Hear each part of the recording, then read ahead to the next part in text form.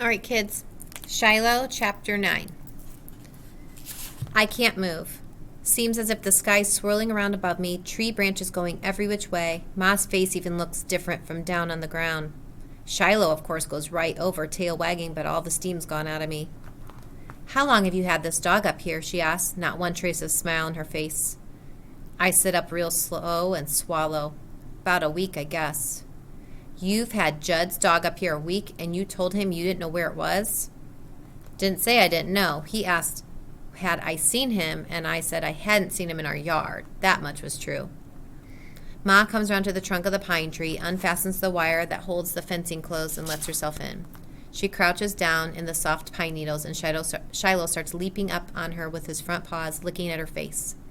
I can't tell at first how she feels about him, the way she leans back, away from his dripping tongue. Then I see her hand reach out with its short, smooth fingers and stroke him. So we've got ourselves a secret, she says at last, and when I hear her say we, I feel some better. Not a lot, but some. How come you to follow me up here tonight? I want to know. Now I can tell for sure her eyes are smiling, but her lips are still set. Well, I had my suspicions before, but it was the squash that did it. Squash? Marty, I never knew you to eat more than a couple bites of squash in your life, and when you put away a spoonful of that to eat later, I knew for sure that it wasn't you doing the eating. And then the way you've been sneaking off every night. She stops, stroking Shiloh, and turns on me. I wish you'd told me.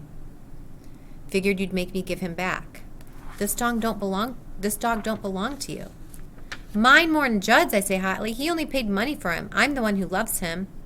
That doesn't make him yours. Not in the eyes of the law, it doesn't. Well, what kind of dog is it, Ma, that lets a man mistreat, or what kind of law is it, Ma, that lets a man mistreat his dog? Ma just sighs then and starts stroking Shiloh's head. Shiloh wiggles a few inches closer to her on his belly, rests his nose against her thigh, tail going wick-whack, wick-whack. Finally, Ma says, Your dad don't know about him?